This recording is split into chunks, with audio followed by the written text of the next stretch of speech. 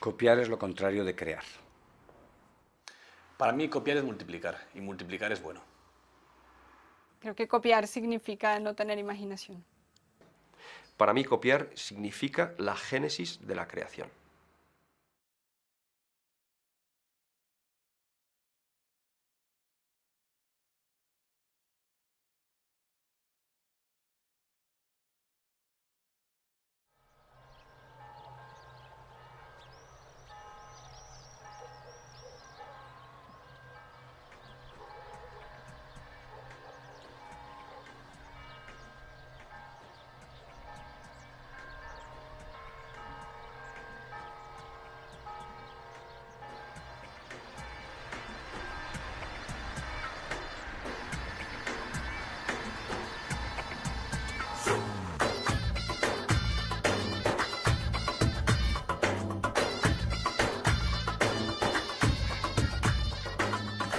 Me llamo Hassan Hashem, yo soy libanés, del Líbano. Bueno, llevo aquí desde el 93 en Extremadura, me casé, tengo 2 hijos, monté mi negocio y empecé a trabajar, como toda la gente. Y de repente pues recibo una carta de la Asociación General de Autores, Derechos de... La SGAE ha comprobado que en su establecimiento se viene haciendo uso de obras musicales o audiovisuales para la explotación o amenazación del mismo. Yo aquí, ¿qué quiere que te diga? No he visto a nadie y aquí lo que tengo es lo que hay, y usted lo va a ver y es lo que hay.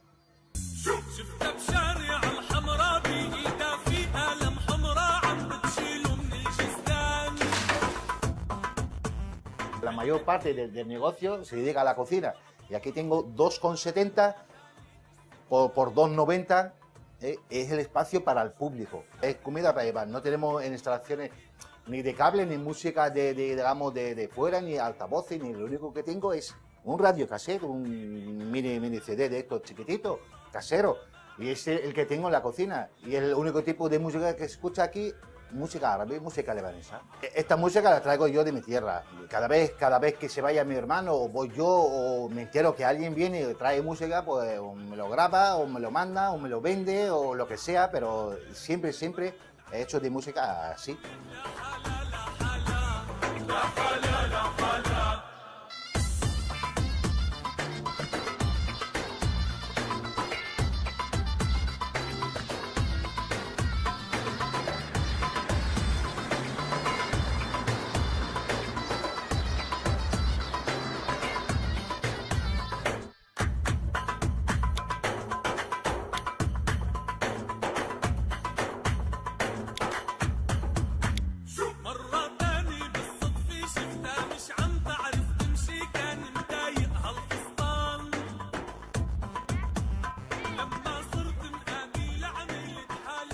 Viendo la situación en este pueblo extremeño, está claro que la propiedad intelectual y los derechos de autor están presentes en nuestra vida diaria.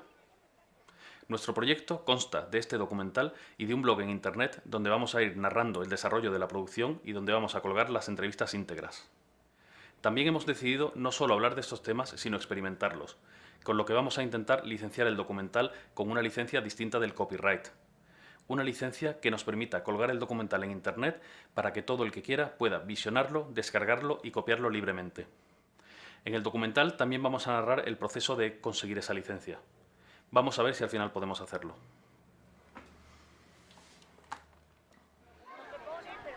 Volvemos a Montijo, el pueblo que se ha situado a la cabeza en la lucha contra las GAE. Desde ADEMIC, la Asociación Local de Comerciantes, se llevan a cabo una serie de iniciativas de información y defensa de los hosteleros. Este cartel es el que hemos hecho nuevo y hay que sobre todo incidir en los empresarios que pidan el cartel, que este párrafo es importante. Los equipos de reproducción disponibles son propiedad de la empresa, que hace uso privado de los mismos y que no están sujetos a remuneración alguna por parte del público. Cuando la SGAE le diga de que ellos obtienen un beneficio extra... Mario colabora en ADEMIC y tiene un restaurante donde trabaja de cocinero.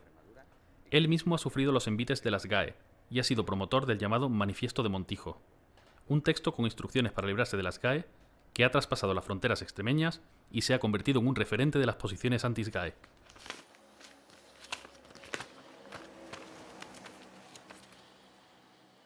haciendo uso del repertorio de GAE, ¿vale? La calzada.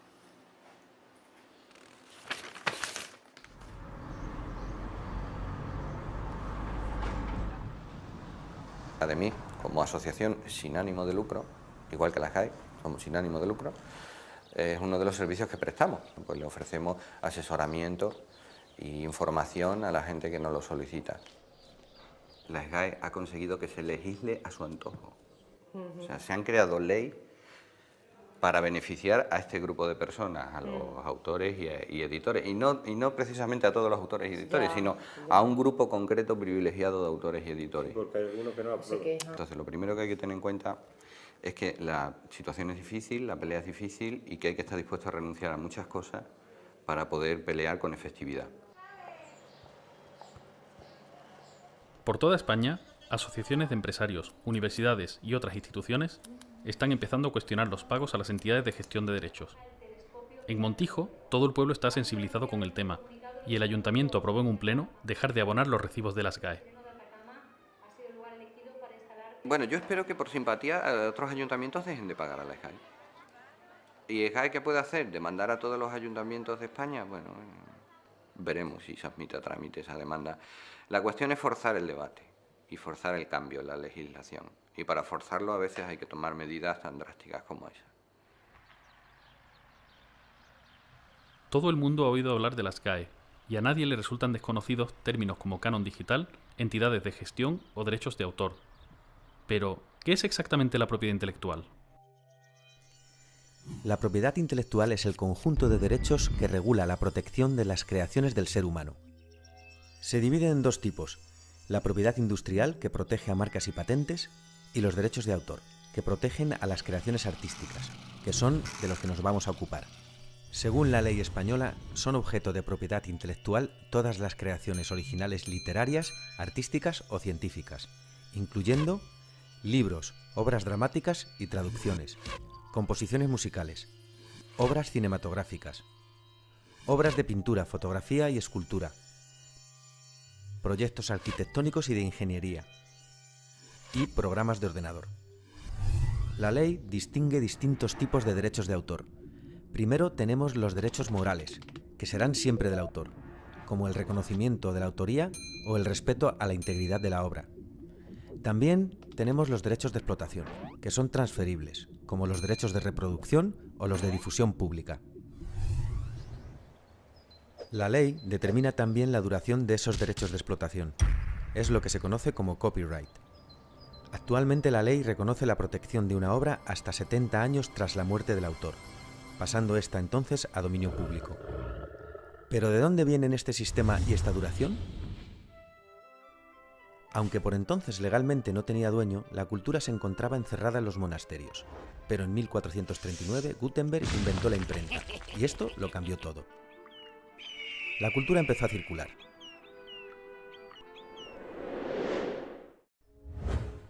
En 1710 llega la primera ley de propiedad intelectual, el Estatuto de Anne, que reconoce los derechos del autor sobre la explotación de su obra, pero también defiende los intereses públicos, obligando al paso a dominio público de la obra tras el periodo de protección. Tenía entonces una duración de 14 años, más otros posibles 14. Desde entonces, el desarrollo tecnológico ha ido posibilitando formas de copiar y difundir la cultura cada vez más rápidas y efectivas, y las duraciones del copyright han ido ampliándose sin cesar. 1710, 28 años. 1831, 42 años. 1909, 56 años. 1976, la vida del autor, más 50 años. Y llegamos a 1998. En este año vimos la última gran extensión del copyright, pasando este a una duración de la vida del autor más 70 años. Esta última extensión se produjo casualmente justo cuando un conocido ratón estadounidense iba a pasar a dominio público, y con él los cientos o miles de millones de dólares generados por su imagen.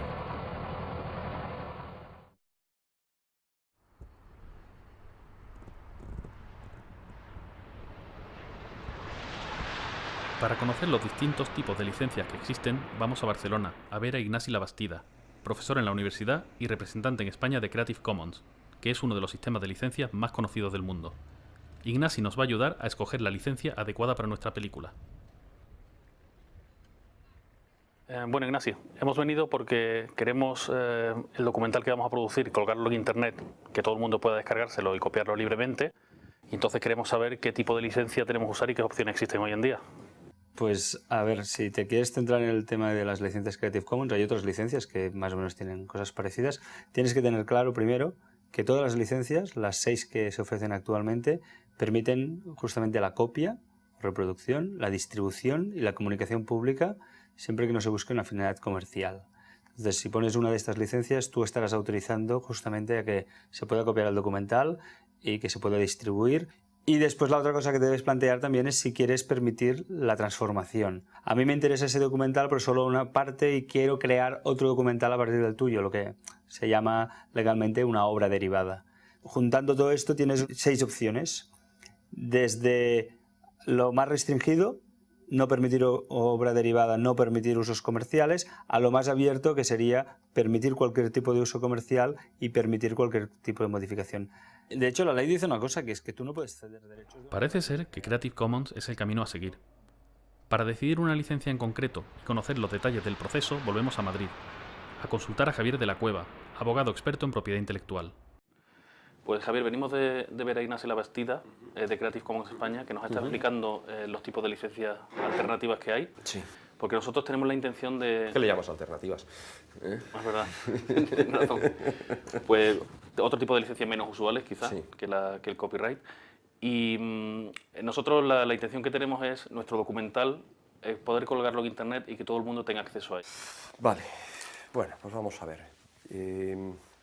Te comento, yo ya he visto el contrato que tenéis vosotros y entonces lo que te voy a dar son unos parámetros generales. Estos parámetros generales yo creo que mejor te los dibujo, porque la verdad es que es un tema que se entiende mejor con un gráfico. Mira, nosotros vamos a partir de aquí, ¿vale? Que este es el inicio.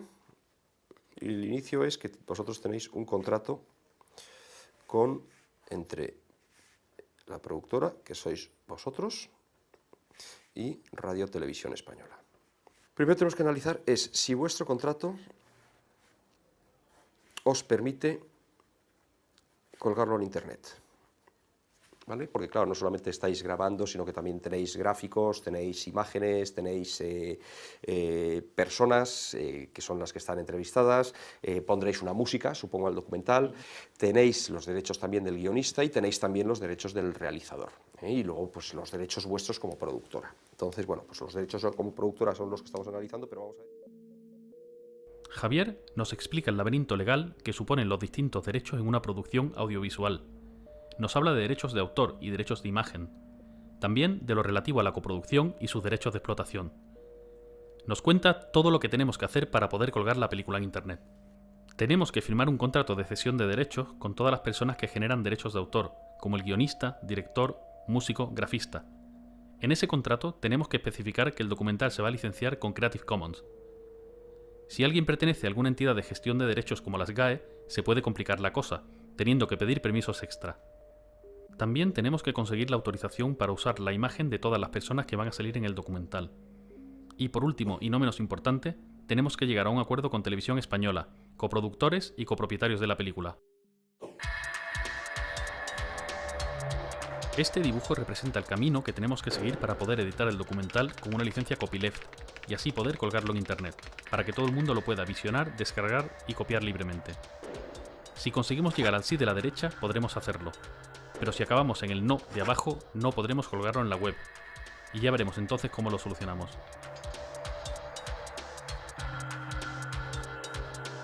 La llegada de Internet y la copia digital ha supuesto un gran aumento del fenómeno del intercambio de archivos, también denominado por algunos sectores con el nombre de piratería.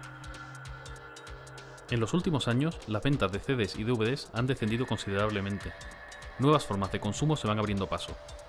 La industria de la música y el cine está sufriendo ya grandes cambios, y la industria editorial, ante el crecimiento del libro electrónico, tiene la revolución ante sí.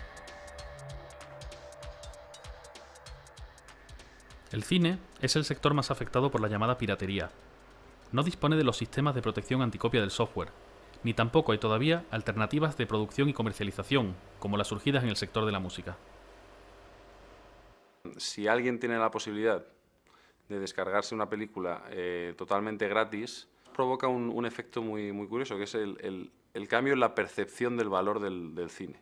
Porque lo que tenemos que tener claro es que el cine no puede ser gratis. La gente que hemos trabajado en cine y hemos trabajado en producción y hemos trabajado en películas, sabemos que hace falta mucho esfuerzo de mucha gente durante muchos meses para poder realizar una película. El objetivo mío particular, y es lo que yo quiero implantar en nuestra compañía, es que al final los cines se convierten en un destino de entretenimiento digital. Poder proyectar no solamente películas, sino que podemos proyectar documentales, podemos proyectar fútbol en directo, podemos proyectar óperas, como estamos haciendo ya. Lo que es un hecho es que en vez de ir más gente al cine, con la oportunidad que supone Internet, se ha reducido la asistencia a las salas y se ha reducido el alquiler y la compra de DVDs. Y de una forma dramática.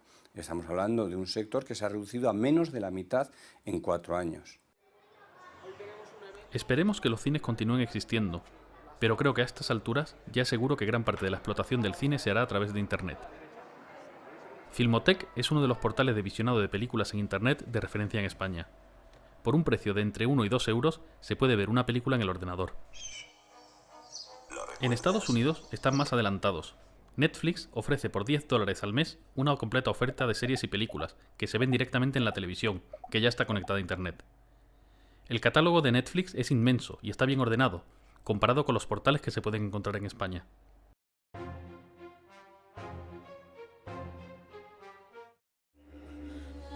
I drifted through space for 7 months, lost. La producción cinematográfica se ha vuelto muy difícil. El modelo basado en exhibición en salas y venta de DVDs parece acabado, y los servicios de venta o alquiler de contenidos por Internet están empezando. Hacen falta nuevos modelos de negocio. ¿Stan?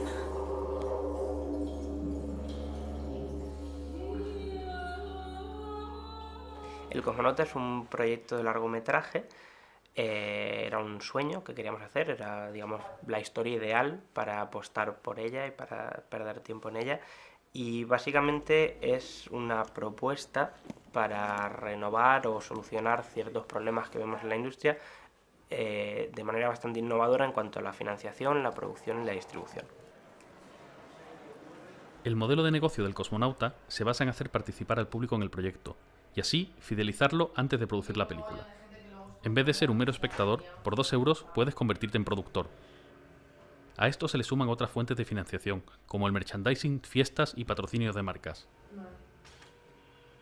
En el Cosmonauta están usando el valor de su marca como un criterio de financiación, y así poder vender derechos de emisión a televisiones y cines con un público ya prácticamente asegurado, además de vender los múltiples productos derivados. Es un proyecto transmedia. El punto central es un largometraje, pero alrededor de él hay otros contenidos desarrollados para móvil, para libros, para texto, videojuegos, etc.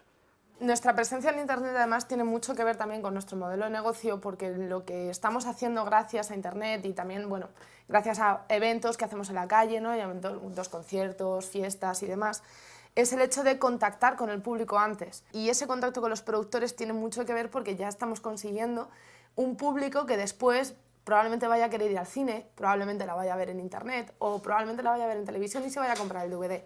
Entonces, eso es también una cosa muy buena que nos dan nuestros productores. Que bueno, que nuestros productores lo que se convierten en productores cuando a partir de 2 euros compran un welcome pack. O sea, la aportación mínima son 2 euros y lo que se llevan es un certificado de productor donde personalizado con su nombre, un número de sorteo además, que sortearemos uno de los 2 trajes de cosmonauta auténticos que tenemos.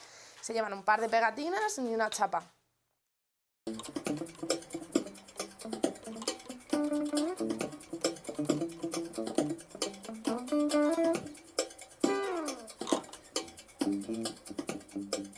Alfonso va a ser el músico de nuestro documental.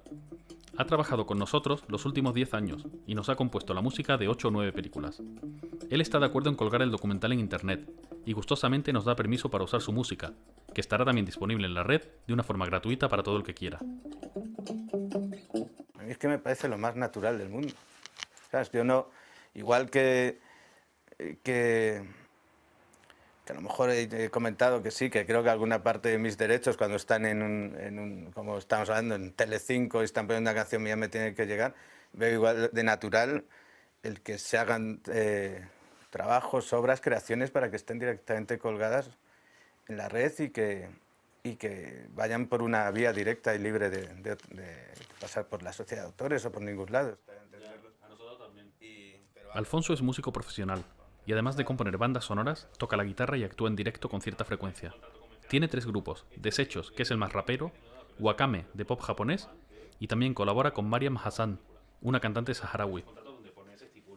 Como la inmensa mayoría de los socios de las GAE, Alfonso es un trabajador de la música y poco tiene que ver con las grandes estrellas.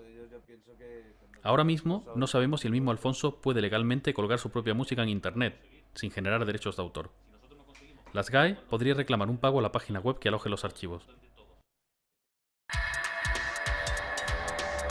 Según el contrato de coproducción que tenemos con Televisión Española, no podemos colgar el documental en Internet.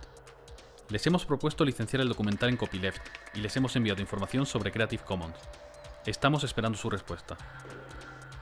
La vía del derecho a la propia imagen no parece problemática e iremos recabando permisos mientras grabamos. En cuanto a los derechos de autor, el realizador, guionista, la grafista y el traductor de subtítulos no son problema. Al pertenecer nuestro músico a las GAE, podríamos tener alguna complicación. Pues tenemos que hablar con el abogado.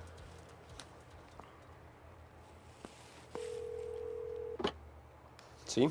Hola Javier, soy Estefan de Copiad Malditos. Hombre, ¿cómo andas, Estefan? Bien, mira, deja que te cuente. Tenemos un problema con nuestro músico, que es socio de las GAE, y entonces no sabemos si podemos la música del documental colgarla directamente en Internet con Creative Commons o tenemos que hacer algún tipo de trámite con ellos. Pues vamos a ver, si él es músico y él es socio de las GAE, tenemos una cuestión y es la siguiente. Él, por contrato, lo que habrá es cedido a las GAE precisamente una serie de derechos que son pues los de poner una obra a disposición, la comunicación pública, pues por ejemplo el tema de los bares o el tema de las radios o el tema de la televisión, ¿no? Sí. Ahora bien, las GAE en los estatutos se establece que hay un sistema que son las autorizaciones singulares.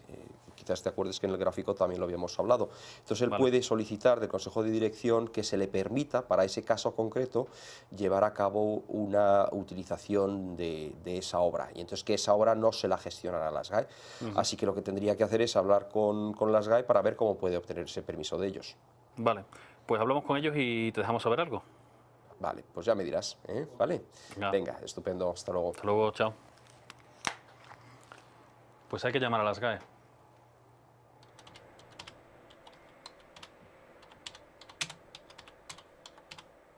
Tras varias llamadas y una visita a las GAE, nadie en el departamento de socios sabe decirnos el procedimiento a seguir. Así que, siguiendo las indicaciones de nuestro abogado, les hacemos una petición formal conforme a los estatutos de la sociedad.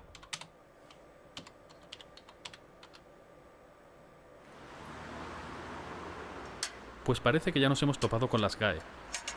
Pero ¿cómo funcionan las GAE? ¿Cómo son las entidades de gestión de derechos?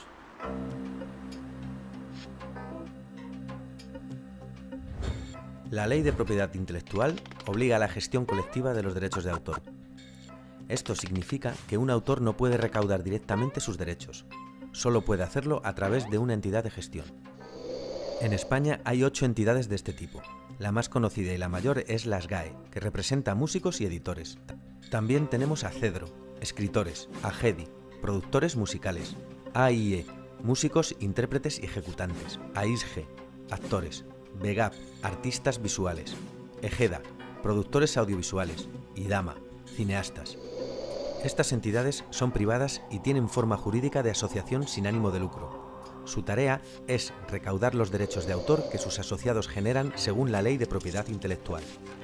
El dinero recaudado lo reparten quitando un porcentaje para el propio funcionamiento de la entidad y otro destinado a un fondo asistencial y promocional. La Ley de Propiedad Intelectual reconoce también el derecho del autor a recibir una compensación equitativa por copia privada, conocida como el canon digital. Las entidades de gestión reparten el dinero en base a estudios propios que hacen de acuerdo con la difusión y uso de las obras de sus representados. Párense para escuchar la verdad del eufemismo de llamar canon al acto de robar. Y es que los artistas progres que son socios de las GAE los describiría como fascistas según la acepción de la RAE. Las GAE es la entidad de gestión más grande y más célebre. Tiene casi 100.000 socios y en 2009 ingresó 316 millones de euros. En los últimos años, la SGAE se ha convertido en el blanco de todo tipo de críticas y actualmente es una especie de archienemigo de activistas de la red, internautas e incluso algunos ayuntamientos y universidades que se han negado a seguir pagando. Tener que pagar a la SGAE por grabar mis propias canciones. A pesar de esto, Las mayores críticas que recibe la SGAE son las relativas a su agresiva política recaudatoria, su falta de democracia interna y la poca transparencia en el reparto de sus fondos. Pon ladrones en Google y verás lo que te sale. ¡Pum! Uno de los defectos que tiene la SGAE es que en los años 80, creo Teddy Bautista reformuló la SGAE e introdujo los editores. Entonces, primer problema de la SGAE, que es un sindicato vertical. Y nosotros pensamos que autores tienen que estar de un lado y los editores tienen que estar de otro lado. Segundo problema que tiene es que antes en la SGAE se votaba, antes, hablo de 1800, se votaba una persona un voto. En la actualidad solo vota, y esto no es ninguna broma ni ninguna propaganda, es cierto, solo vota alrededor de unos entre 7 y 10.000 personas, de 80 a 90.000. ¿Qué es lo que pasa? Pues que entonces hay cerca de 100.000 autores que no todos viven de su trabajo. Entonces lo que se ha hecho ha sido, pues como cualquier empresa que tiene acciones. Tantas acciones tienes, tantos votos tienes. Aquí las acciones son por los ingresos que has tenido. Tantos ingresos tienes, pues tantos votos tienes. Cuando se habla de por qué SGAE es tan conservadora con sus tesis, por qué es tan agresiva y por qué quiere continuamente frenar los avances tecnológicos, pues la respuesta se encuentra en su sistema de representación, es evidente. Si los únicos que pueden votar son también los que están ganando dinero con ese sistema y les va bien, ¿por qué iban a querer cambiarlo? Los autores que no tienen ningún voto son porque no tienen el éxito que tienen como para generar dinero. Ellos recaudan y luego reparten prácticamente casi todo de forma arbitraria y básicamente en este 10% que es el 10% que vota.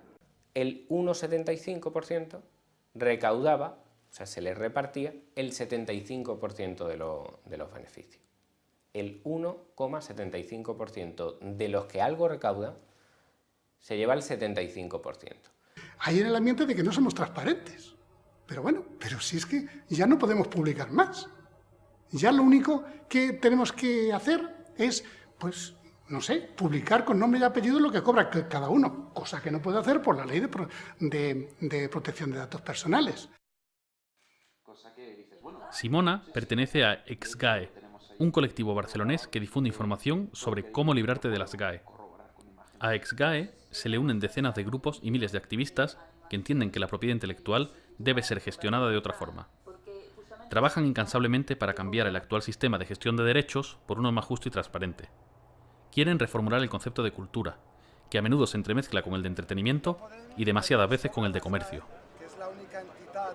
Hay una ley en este país, y no solo en este país, que dice que los únicos que pueden recaudar los derechos de autor en las televisiones, y en otros casos también, son las entidades de gestión. Y lo que pasa es que luego, en teoría, deberían repartirlas a los que tienen los derechos de autor. Esta performance de Leobasi era para decir a la industria que no pagaremos el pato, de la industria del entretenimiento que no se quiere reconvertir. Vamos a seguir aquí todavía un rato para contaros lo que está haciendo la ministra de Cultura en el Congreso de la Industria Cultural, justo aquí a unos pocos metros. Hay que mantener esta libertad, no se puede parar la historia, no se puede parar y vivir de viejos privilegios. En este momento, la industria de la producción de contenidos intelectuales utilizaba antes el soporte del DVD, del CD o de los programas de televisión, pero ahora ¿vos por ahí? Que el tráfico, perdona.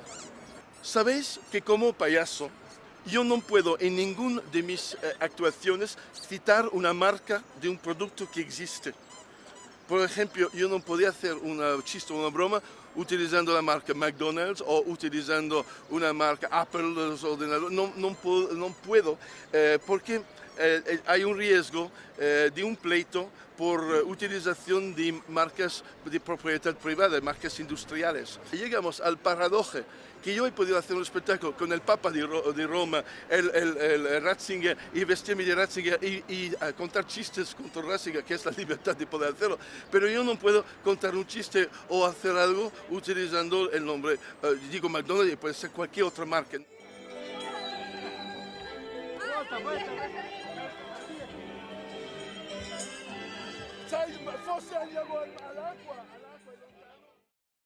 El juez, que hoy en día es magistrado en la Audiencia Provincial de Madrid... Javier de la Cueva nos asesora legalmente.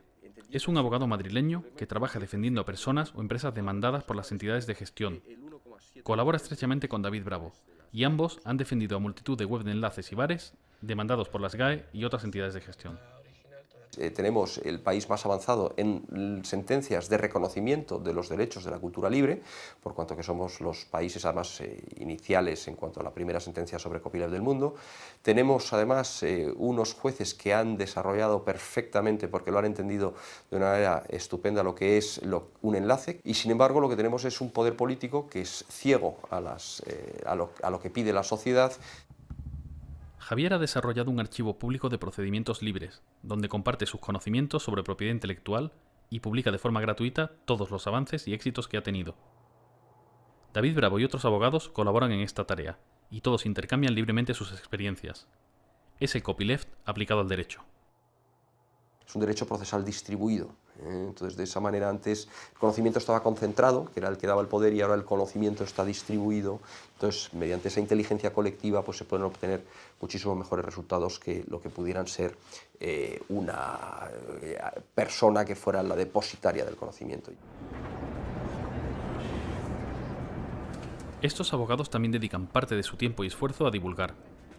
Es frecuente su presencia en medios de comunicación, charlas universitarias y centros sociales, donde explican su visión de la propiedad intelectual.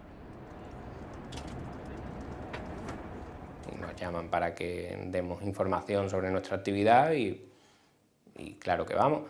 Y en la Universidad de Málaga pues igual, hay personas interesadas en eso. Si hay tipos que se dedican al copyleft y organizan eventos gratuitamente y lo hacen porque quieren ayudar a que se difundan estas ideas, pues si tú no cobras, yo tampoco voy a cobrar. Ahora que me llamas para que dé una conferencia en tu empresa y tal, te voy a cobrar. Que nosotros, Javier y yo, cobramos por los conciertos. ¿Quieres clase de propiedad intelectual? Te cobro. ¿Que quieres un juicio? Yo por moverme te cobro. ¿Por qué no te cobro? Por mis canciones. Tú tienes mis textos en internet. Mis conferencias te las puedes ver todas en internet. No te voy a cobrar por ninguna de ellas. Yo cobro cuando me levanto de esta silla y me voy a otro lado de un concierto. Como digo que creo que deben cobrar los músicos.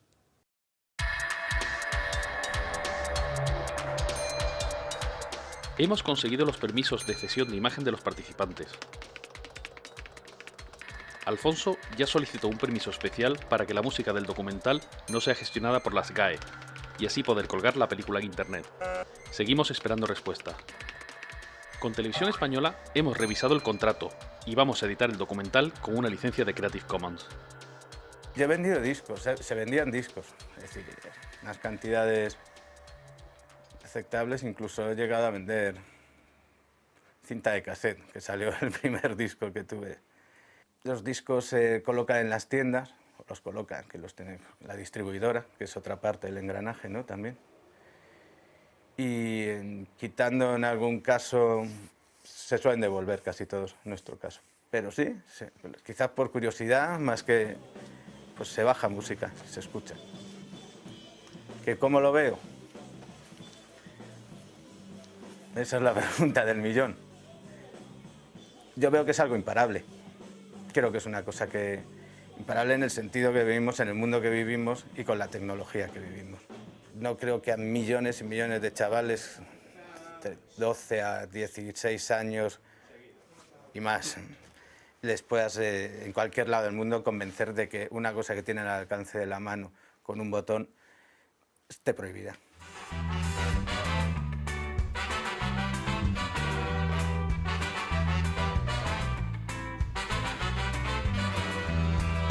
¿Qué vamos a hacer con esta manía? Tienes todo para poder cruzar la vía. Podrías escapar de un glaciar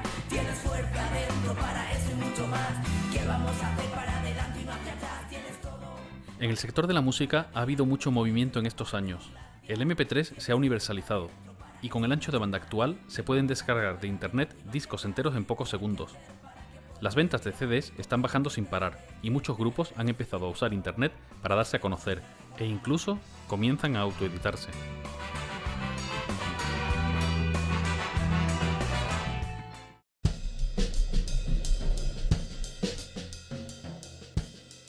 Mi oficina, mi net label, ¿no? Mi sello, y no hace falta mucho más. El ordenador, la conexión a internet, y ahora lo he ordenado un poquito. La verdad es que normalmente esto está mucho peor, sobre todo por las cajas de los discos, que aquí tengo unas cuantas, las que necesito más a mano, si tengo que enviar algún disco. Aquí hay unas cuantas, pero como en todos los sellos pequeños, casi todo el mundo tiene cajas debajo de la cama, en casa de sus padres, en un armario maletero, porque claro, los discos la verdad es que los sacas, pero bueno, se venden poco. Y no se necesita mucho más, salvo echarle muchas horas, la verdad. Por un lado tengo la web del sello, donde voy alimentando cosas sobre los grupos, sus biografías, las noticias, demás. Y por otro lado, que me lleva bastante tiempo más, es una tienda online. Y luego también me dedico bastante a subir los discos, por ejemplo, a Last.fm o a Archive o ahí donde veo que el disco va a llegar a más gente, bueno, pues lo subo. Yo creo que las net labels están para otra cosa. Están para que la música llegue al mayor número de personas posibles y de la manera más barata posible. Y si esa manera es gratis, mejor. Pero no lo puedes ver como un negocio, no tendría sentido, porque para hacer negocio ya están ellos. Y si los grupos quieren hacer negocio, ya se van a buscar un contrato discográfico de una multinacional en que les dé dinero. Las discográficas grandes, las discográficas tradicionales, siguen usando esquemas del pasado. Y funcionan, pues eso, de una manera que Internet ha cambiado las reglas del juego. Entonces, se están quedando atrás, porque Internet te facilita a que una única empresa pueda hacerlo todo, y así es una net label. Una discográfica tradicional necesita de un distribuidor, necesita de una tienda y necesita de canales que conecten todos esos puntos de la cadena de la industria discográfica. Una net label lo hace todo, ella sola. No necesitas a nadie, solamente necesitas el creador de la música. Intento moverme de una manera que sea también coherente con mis principios. Y así se lo explico a los grupos. Cuando hay un grupo que me gusta mucho, yo les digo que yo les quiero apoyar, les quiero sacar, pero estas son las cosas en las que creo. Creo en el copyleft, creo en la autogestión y hacerlo todo con los mínimos recursos. Si les parece bien, pues genial, yo feliz. Creo en un mundo con unas compañías que ya no son discográficas. Creo que el cambio es no solo, digamos, de definición, sino de concepto. Es decir, una compañía que basa su función en el disco ya no tiene sentido. La edición literaria se encuentra a las puertas de la revolución. Hay editores que llevan ya años publicando sus textos en Internet, donde se pueden descargar de forma gratuita. Paradójicamente, esto no perjudica su modelo de negocio.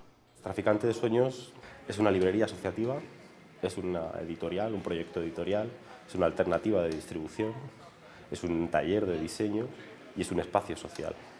Editamos lo que consideramos que es interesante, lo colocamos a través de la distribución en los lugares que a nosotros nos interesa y llega al público que está más receptivo. O sea, desde que se puso en marcha las herramientas de licencias Creative Commons, ¿no? Que en un primer momento, sin duda, son unas herramientas muy prácticas, para nosotros iba implícito que al utilizar estas licencias los textos estuvieran disponibles en la red. Para mucha gente lo que resulta incomprensible es eso, que tú estés en el mismo día, digamos, que sale de imprenta los ejemplares de un nuevo libro y a la gente lo pueda descargar, ¿no? en Internet. Para nosotros, por una parte, es implícito a todo lo que es la filosofía de la cultura libre y, por otra parte, lo que permite precisamente es que alcancen una mayor difusión los textos y los contenidos. O sea que nosotros somos una editorial, una experiencia pequeña, editamos pocos ejemplares, sin duda alguna, pero la incidencia que están teniendo los textos y el trabajo de alguno de los autores pues le lleva a que les puedan traducir la obra, les puedan invitar a congresos, a encuentros y demás, y es gracias a precisamente la divulgación que se ha hecho de su material a través de Internet, ¿no? Y que no se hubiese logrado en el soporte físico. Yo creo que la piratería en libros no llega a la dimensión que tiene la piratería en música. Entonces tampoco creo que haya que sobredimensionar la problemática. Evidentemente la industria del libro en general ha sufrido enormes y profundos cambios con la aparición de Internet. Nosotros queremos ofrecer digamos, un catálogo como el que tenemos en papel en oferta digital. Nadie se apresura a demoler su casa, si es que finalmente hay que acabar demoliéndola. Nadie se apresura a restarse oportunidades y, sobre todo, nadie se apresura a reducir su beneficio a final de año. Por tanto, los grupos editoriales han arrastrado los pies. Han dicho, vamos a ver esto cómo va evolucionando y vamos a ganar tiempo.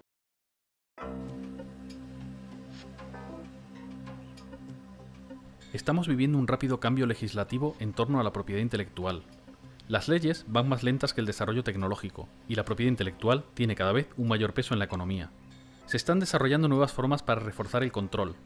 En España está en estudio una reforma de la Ley de Propiedad Intelectual. Además, la Ley de Economía Sostenible, también llamada Ley SINDE, contempla el corte a páginas web que supuestamente infrinjan la propiedad intelectual. Lo más polémico de esta ley es que los cortes se harían sin consultar con un juez. Pues evidentemente las leyes no responden a la situación actual. Luego ahí los legisladores son los que tienen una responsabilidad. Lo que hacen los legisladores se traduce directamente sobre la forma de vivir que tienen los autores y la remuneración que tienen por el uso de sus obras. Y la ley SINDE, que se presta tanto al recorte de derechos fundamentales como el de libertad de expresión, sin embargo no conseguirá los efectos presuntamente pretendidos, que es que el intercambio de archivos descienda de forma sensible. Yo creo que la única manera de que la industria detenga completamente la copia, ellos dicen ilegal, yo digo la copia libre en Internet, es convirtiendo Internet en un estado policial y por ende la sociedad.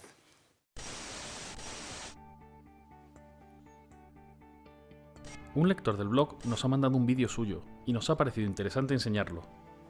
Seguidores, soy el Capitán Copia. Sinde, ¿me reconoces? Soy tu peor pesadilla. Tengo miles de millones de discos duros como este grabando y grabando sin parar, ¿comprende? Yo soy mejor que el Spotify, chavales. Tengo miles de millones de canciones. Un momento. Aunque todas las televisiones lo hagan regularmente, ¿podemos nosotros legalmente usar este vídeo? Creo que nos toca otra vez ir al abogado. Para que tú puedas utilizar eso te tienen que constar bien claritos que la persona que te envía ese vídeo tiene los derechos para cedértelos a ti para que tú a su vez puedas meterlo dentro del documental. Y si no lo tienes, yo te aconsejo que no lo hagas. Y después hemos pensado viendo en televisión... Javier nos habla del derecho de cita, recogido en el artículo 32 de la Ley de Propiedad Intelectual, que permite el uso de ciertos materiales sin obtener el permiso previo del autor para labores de educación e investigación. Haciendo caso omiso de la ley, las televisiones usan sin reparo todo lo que encuentran en Internet para puro entretenimiento, no precisamente para educar e investigar. Hemos encontrado un vídeo en Internet que nos tiene todos locos. Han juntado una canción de Encarnita Polo que no conozco ni yo, la que se llama Paco, Paco, Paco, de mi Paco, Paco, Paco. Con un videoclip de Beyoncé lo han juntado. Y es una idea maquiavélica, pero encaja. ¡Qué curioso! Mira, mira.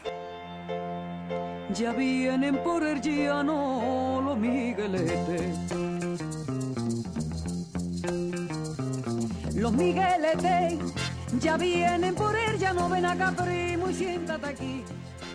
Esa recolección y transformación de cualquier contenido que se encuentre en Internet se ha convertido en un fenómeno habitual en nuestros días.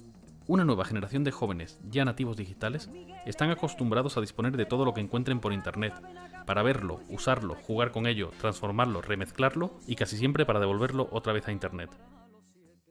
Es el caso de Pep, un joven catalán de 14 años. Generalmente me gusta la creación y la edición porque todo lo que creo y edito, por ejemplo vídeos y juegos, pues todo eso me hago una cuenta en un sitio donde lo puedo colgar y yo lo cuelgo allí. I have a proposition I'd like to discuss with you. I've chartered an airplane to fly us over Isla Sorna, and we'd like you to be our guide. We'd love to make a contribution to your research here. Cogí una idea, la de Jurassic Park. Primero me fijé en el tráiler original y vi cómo estaba compuesto. Utilicé el I Can Animate y lo que cogí yo, el sonido, es el de la película, lo puse encima y lo que hice es coordinar las imágenes con el sonido.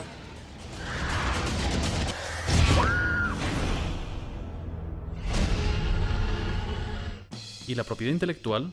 ¿Y los derechos de autor? Pep dice que en el colegio nunca le han hablado de esos conceptos, y sobre el uso que él hace de material protegido que consigue en internet, tiene una muy buena explicación. Pues la verdad es que yo en ese momento no sabía nada de derechos de autor. Todo lo que hacía cogiendo cosas de otros estudios, de otras personas, era ilegal. Pero yo no cobro por eso. O sea, es como legal e ilegal a la vez. Estaría muy mal coger imágenes de otra persona para ganar dinero. Pero a ver, lo que no me parece mal es que utilices esas imágenes o sonidos, pero sin que ganes dinero. Creo que las llamadas industrias culturales tienen que empezar a comprender a personas como Pep, que son sus futuros clientes. Eso sí, tienen también que asumir que Pep nunca va a comprar música en CD y probablemente tampoco una película en DVD.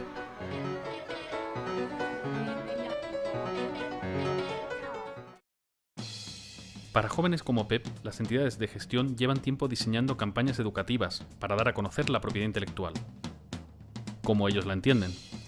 Educar para Crear es un programa educativo que hizo Cedro con otras instituciones, dedicado a la escuela, con el fin de que se incluyeran en el currículum de las escuelas algún capítulo sobre derechos de autor de una manera fácil y sencilla. Si ves los vídeos de Educar para Crear, que están ahí libremente expuestos, te das cuenta de cuál es la educación que se está dando. Hay un vídeo donde el profesor pregunta, bueno, ¿y qué pensáis de la copia privada? ¿Qué pensáis de la copia privada? Y dice un niño, que supongo que la respuesta era correcta porque para eso aparece en el vídeo, dice, no, me parece muy mal, todo original. ¿Parece bien que los usuarios puedan hacer copias privadas? No, para nada. O sea, lo que tendría que ser es todo original. Resulta que la copia privada es un derecho que está en la ley y a estos niños, salvo que a ese se le pusiera de cara a la pared después de dar esa respuesta, se les está enseñando que ejercer ese derecho es malo. Es que esto ya lo que nos está dando es la moral de este tipo de gente. Es que no tienen ningún tipo de mirada hacia el otro. Es que les es igual, manipulan niños, manipulan personas, da igual, todo por y para su pasta. Y no hay otra cosa en la vida que su pasta. Y es todo por la pasta. Entonces, vamos a ver, ¿pero qué sociedad podemos construir con estos señores que mandan? Yo soy el capitán clonado, dueño de todo, porque todo es mío. Tú has creado algo, me lo quedo. Tú has inventado algo, un libro, un videojuego, una canción, pues me lo robo. Lo que hace se llama piratería. Esto es un acto delictivo. Vamos a ver, si desde hace 5.000 años a los niños les estamos obligando a copiar la caligrafía, ¿cómo ahora les vamos a decir que es que copiar es malo? Entonces, verdaderamente, ver a aquellos niños siendo utilizados y diciendo yo soy pirata malo porque estoy copiando, pero ¿cómo se aprende a escribir más que copiando? ¿Cómo se aprende un idioma más que copiando? Original. Yo cuesto más barato, hasta no cuesto nada si me descargas de internet. Sé original, defiende tus derechos y respeta a los demás.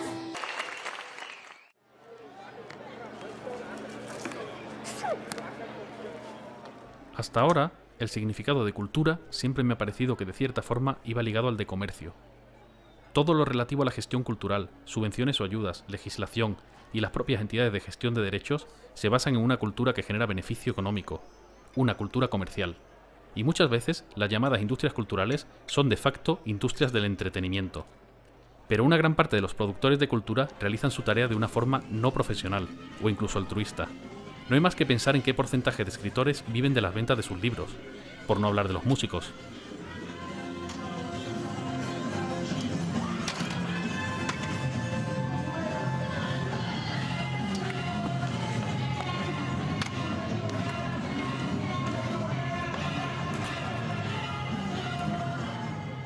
Lo que se hace en las habitaciones de las casas, lo que se hace en la calle, lo que se hace fuera de las empresas, no sé, lo que hace alguien con una cámara doméstica en muchas ocasiones y lo sube a YouTube, eso muchas veces.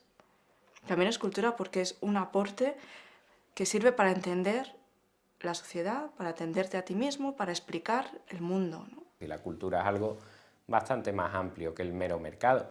Lo que pasa es que se confunden ambas con la pretensión de decir que si atacas a la industria, entonces a quien ataca es a la cultura. Si la gran multinacional es la gran perjudicada, yo siento mucho que se pierdan tantos puestos de trabajo, pero, oigan, también se han cerrado muchos astilleros en España, también se han cerrado muchas minas, se han perdido muchísimos puestos de trabajo. Después de meses de llamadas, emails e incluso 2 encuentros personales con el jefe de prensa de la Sociedad General de Autores, finalmente nos va a recibir el director de socios. Aún con todo lo que hemos oído en este tiempo de las GAE, todavía no sé si como guionista y director me puede interesar asociarme a ella. También tenemos que resolver el tema de la música original de Alfonso, a ver si podemos ponerla en internet. Hombre, yo creo que te merece la pena pertenecer a la sociedad de autores por la cantidad de servicios que como sociedad de autores somos capaces de prestarte. Los más conocidos son los de índole pecuniaria, que será la forma que tengas de cobrar tus derechos. Caso concreto de esta obra y de esta... Al no tener todavía una respuesta al escrito que presentamos, pregunto directamente si Alfonso podrá gestionar los derechos de la música del documental al margen de las CAE, sin que nos manden en unos meses una liquidación por los derechos de autor de las posibles descargas y visionados que haya. No sé bien la figura que es en el caso de... Te lo dice las GAE que no lo haría, porque lo único que te podrían enviar esa factura por las descargas seríamos nosotros, en primer lugar, pero también te diría que es que hay mucha leyenda negra en esto. Pues ahora parece muy fácil, pero nos hemos pasado 4 meses llamando, escribiendo y preguntando en el departamento de socios, donde nadie supo decirnos nada.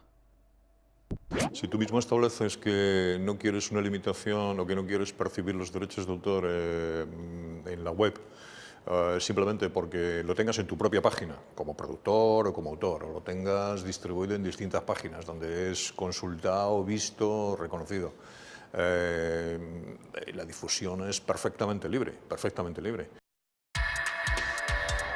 Al final, todo ha salido bien. Televisión Española está dispuesta a que colguemos el documental en internet y podemos usar la música de Alfonso sin miedo a tener que pagar a las GAE. Ahora nos falta decidir en Elegant Mob si como pequeña empresa podemos permitirnos editar el documental con una licencia copyleft o nos conviene quedarnos con un copyright.